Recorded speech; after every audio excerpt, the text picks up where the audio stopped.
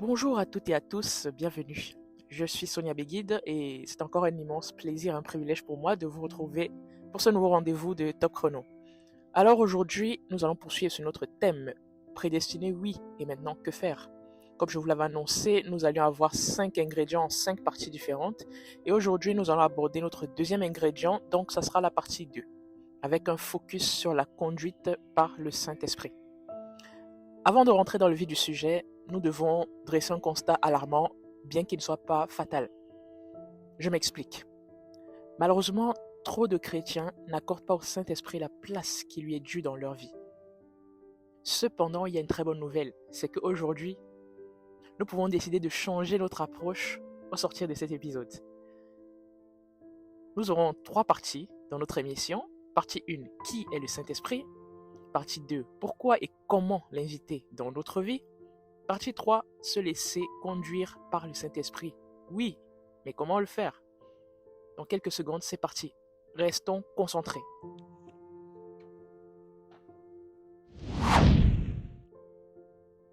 Partie 1, qui est le Saint-Esprit? La liste d'éléments que nous allons présenter dans cette partie et même dans les autres qui vont suivre n'est pas du tout exhaustive. C'est-à-dire, nous n'allons pas répertorier tout ce qu'il y a à dire sur le sujet. Nous allons évoquer les points que j'ai pu recenser qui, selon moi, est impératif que je vous communique à cette étape. Bien sûr, au fur et à mesure que nous allons évoluer sur les sujets, que ce soit vous de votre côté, que ce soit moi avec vous, nous aurons l'occasion, je pense, de temps en temps, d'approfondir un peu plus sur le sujet du Saint-Esprit étant un élément vraiment central. Numéro 1. La Trinité. À la création de la terre, du monde, nous avions Dieu le Père, Dieu le Fils et le Saint-Esprit qui étaient présents. Esprit de Dieu. Le Fils, c'est-à-dire Jésus-Christ, à cette étape est connu sous l'appellation la parole. Chaque fois que vous voyez la parole dans les récits qui traitent de la création, il s'agit de notre Seigneur Jésus-Christ. L'Esprit de Dieu donc, lors de la création, se mouvait au-dessus des eaux, comme vous le verrez dans Genèse 1, verset 2. Pour des raisons de temps, je ne pourrai pas lire tous les passages aujourd'hui, donc je vous donne les références et je vous invite fortement à les lire de votre côté pour pouvoir assimiler posément et mieux comprendre tout ce que nous avons évoqué ensemble. Le Saint-Esprit donc, c'est celui qui manifeste les œuvres de Dieu sur terre, c'est-à-dire que quand Dieu veut accomplir quelque chose sur la terre, le Saint-Esprit, c'est lui qui va rendre ces choses-là manifestes, ces choses évidentes, ces choses tangibles. C'est lui qui va les rendre possibles en réalité. Numéro 2.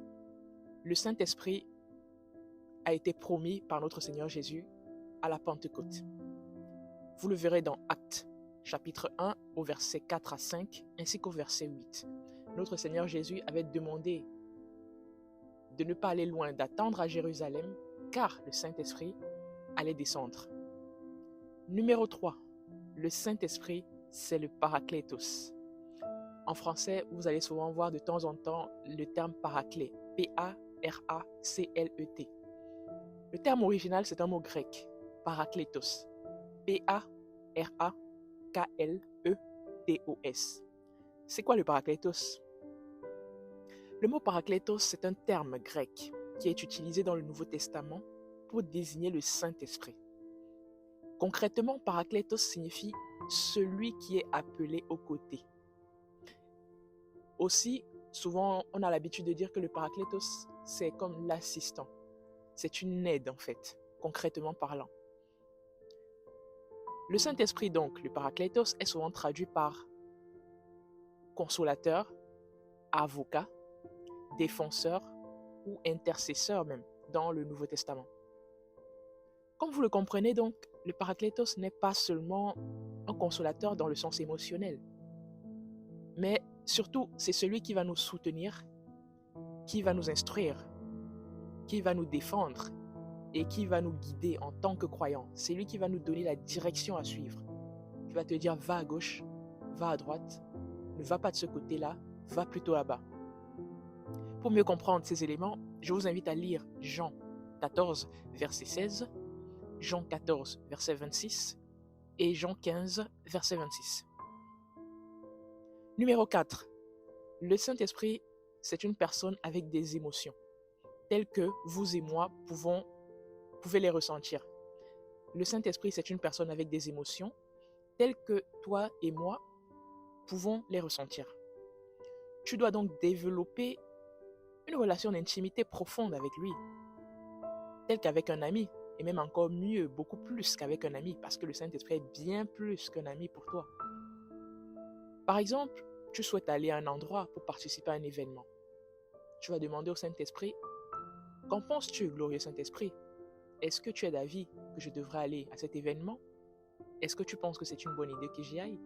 Ou est-ce que tu penses que ce serait une mauvaise idée pour moi d'y aller? Vous savez, nous vivons dans un monde où les gens ont toutes sortes de dieux, d'alliances, et ils ne font rien au hasard.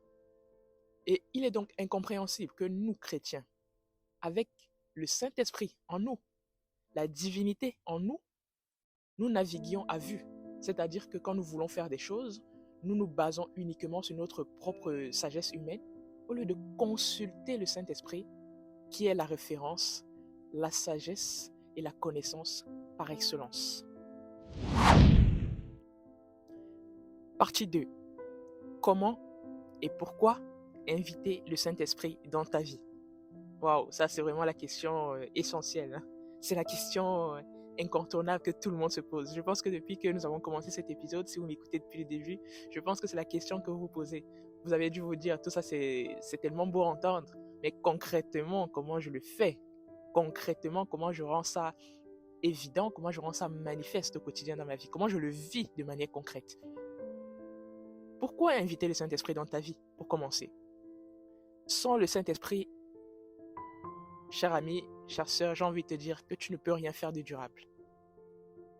Tu pourras réaliser par tes forces des choses immenses, comme beaucoup de gens, c'est vrai. Mais il te manquera quelque chose d'essentiel, du moins si tu es un vrai chrétien. Et si tu es honnête avec toi-même, tu ressentiras qu'il te manque quelque chose. Malgré ces réalisations, ces grandes acclamations que tu auras dans la vie séculière. Dans un certain pays d'Afrique, ils ont l'habitude de dire « l'homme n'est rien sans son bord ». De même, moi j'ai envie de te dire, toi qui m'écoutes, le chrétien n'est rien sans le Saint-Esprit. Retiens bien cette phrase, le chrétien n'est rien sans le Saint-Esprit. Maintenant donc que nous savons cela, comment se laisser conduire par le Saint-Esprit? Ici, nous allons voir deux choses.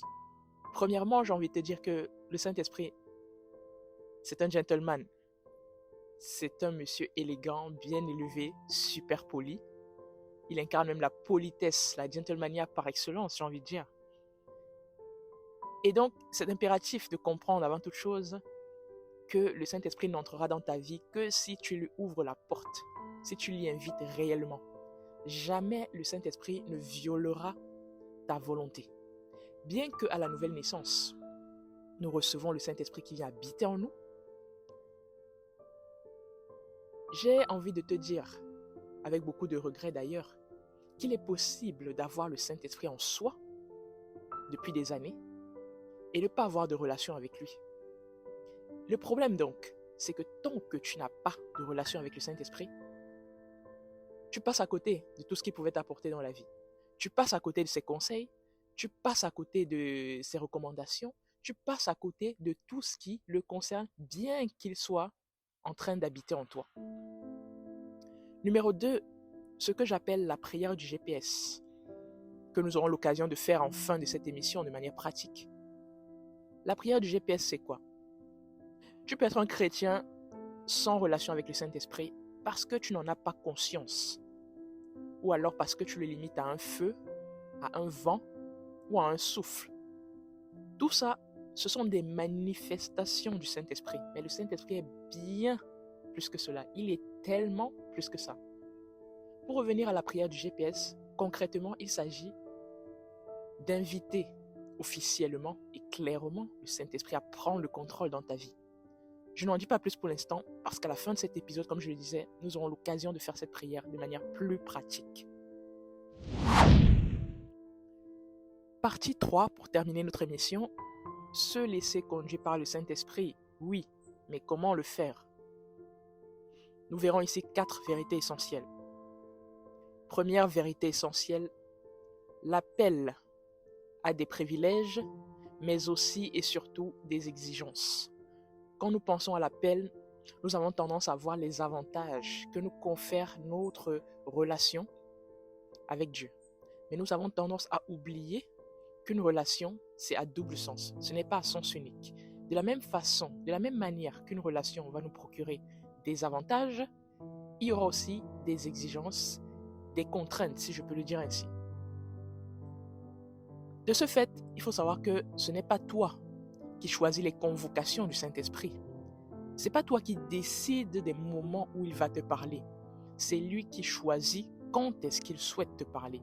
Et je te garantis que si 1 ou 2 fois tu manques ces rendez-vous, pour le 3e, tu risques d'attendre pas longtemps, mais très très très longtemps. À titre d'exemple, il était 4h10 du matin quand je préparais cette rubrique de cet épisode. Et je ne l'avais pas prévu d'avance. Par exemple, tu peux vouloir lancer un business, une activité. Avant de te lancer, tu dois consulter le Saint-Esprit. Tu dois lui demander qu'est-ce qu'il en pense.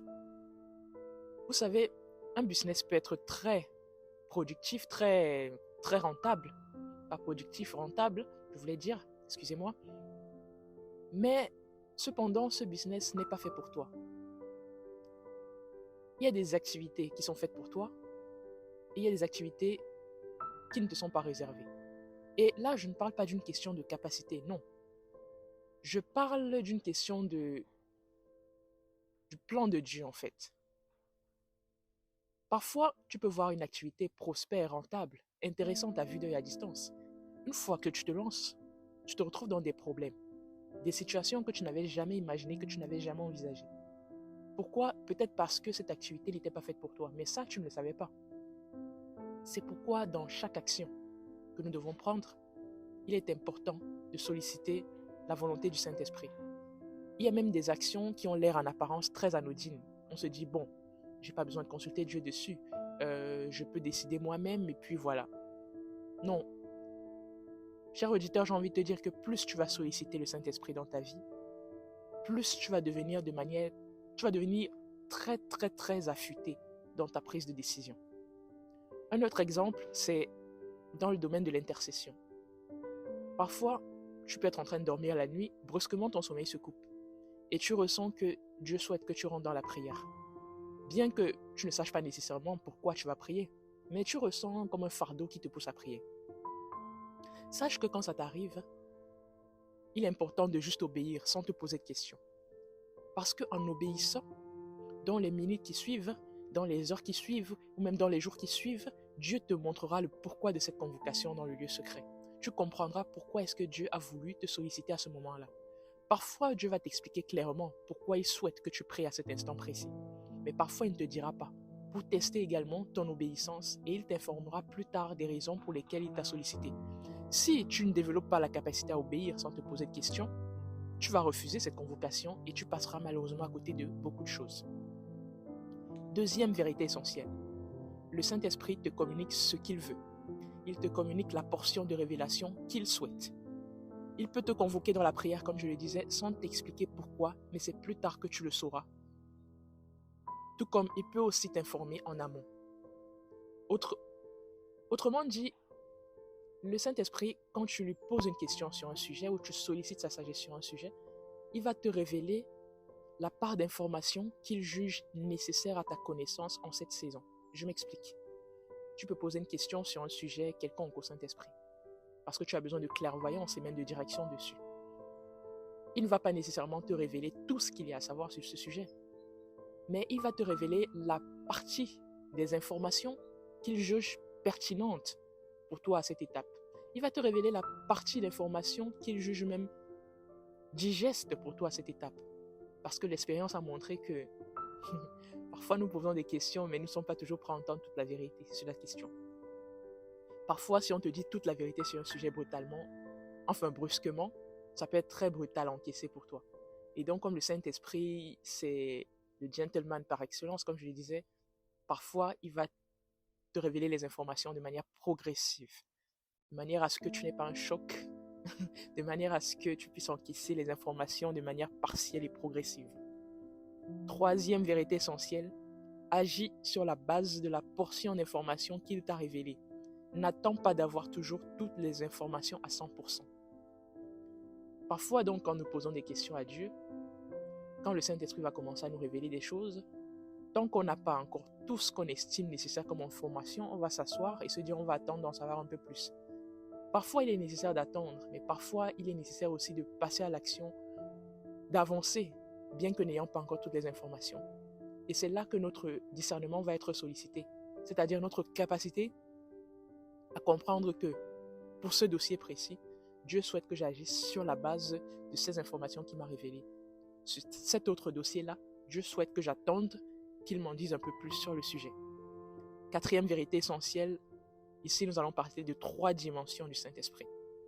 Le Saint-Esprit avec nous, le Saint-Esprit en nous et le Saint-Esprit sur nous.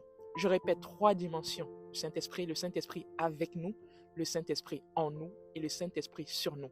Le Saint-Esprit avec nous, c'est le Saint-Esprit qui est avec nous avant la conversion. C'est-à-dire que c'est lui qui va faire le travail pour nous convaincre et nous attirer à Christ, de sorte que nous acceptions de naître de nouveau et que nous devenions enfants de Dieu. Le Saint-Esprit en nous, ça c'est une fois que nous nous convertissons, le Saint-Esprit vient habiter en nous. Il vient résider définitivement et de manière permanente en nous. Il va habiter donc désormais en nous avec le but de nous transformer à l'image de Christ, de nous changer, de faire de nous quelqu'un de nouveau en fait, qui manifeste les fruits de l'Esprit.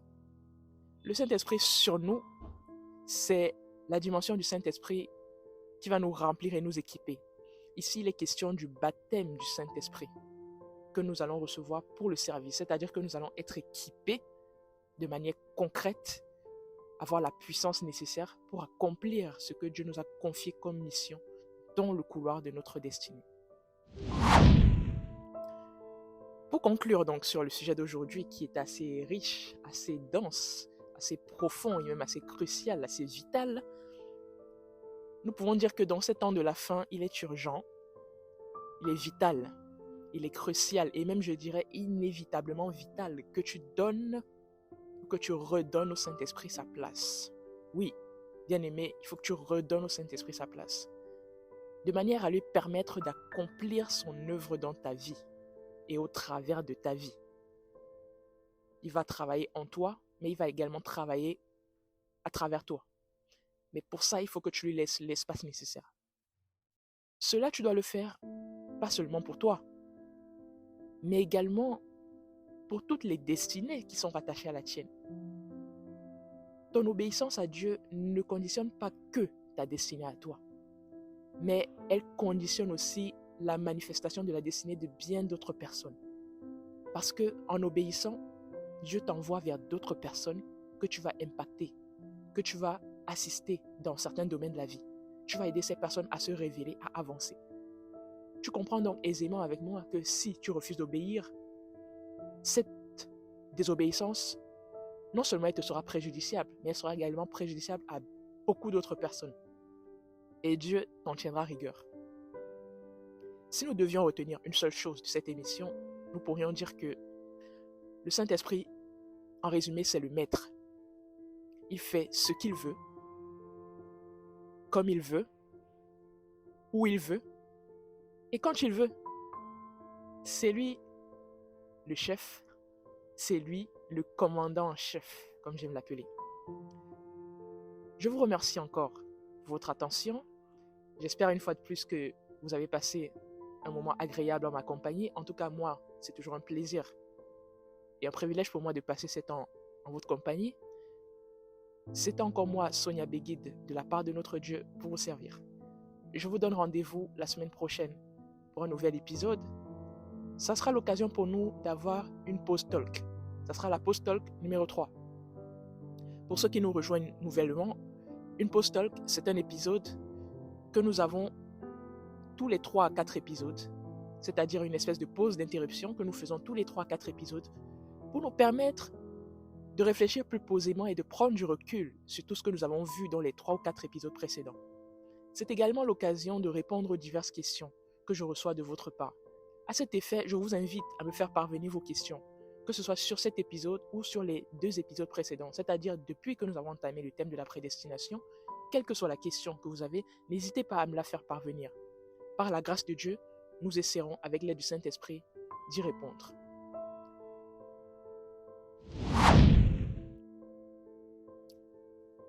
J'ai malheureusement failli oublier, mais merci au Saint-Esprit qui me le rappelle à l'instant.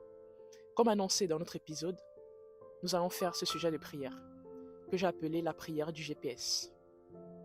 Concentrons-nous quelques secondes et faisons cette prière. Cette prière, sache que tu peux la refaire de temps en temps de ton côté pour, refaire part au Saint-Esprit de ton entière soumission à sa sagesse, à son conseil et à sa direction. Saint-Esprit, en ce jour, je décide de manière volontaire et totalement délibérée de t'inviter à prendre le contrôle total de ma vie. Jusqu'à présent, j'ai essayé de faire les choses par moi-même, par ma propre sagesse, avec l'intelligence humaine. Je me suis heurté à bien des désagréments, voire même parfois des déboires. S'il te plaît, pardonne-moi. Aujourd'hui, je décide de t'inviter totalement et pleinement dans ma vie. Prends le total contrôle. Guide-moi, instruis-moi, enseigne-moi, annonce-moi les choses à venir, révèle-moi les choses cachées, montre-moi la voie à suivre. En bref, je te demande s'il te plaît d'être désormais mon GPS. Quand tu diras « va à gauche », j'irai à gauche. Quand tu diras « va à droite », j'irai à droite. Sois mon guide par excellence. C'est dans le nom suprême de Jésus-Christ que nous avons prié. Amen, Amen et Amen. Cette prière, je l'ai faite pour la première fois il y a 4 ans. Il y a 4 ans et ce jour-là, tout a changé pour moi. Depuis que j'ai fait cette prière, les choses n'ont plus jamais été les mêmes pour moi. Donc, je te parle en connaissance de cause. Je t'invite vraiment à la faire en toute sincérité et humilité de ton côté. Et chaque fois que tu en ressentiras le besoin de ton côté, n'hésite pas à la refaire. Je vous remercie une fois encore pour votre attention. Comme vous le savez, Top Chrono, ensemble vers le but, nous avançons ensemble. Je demeure à votre disposition. Soyez richement bénis.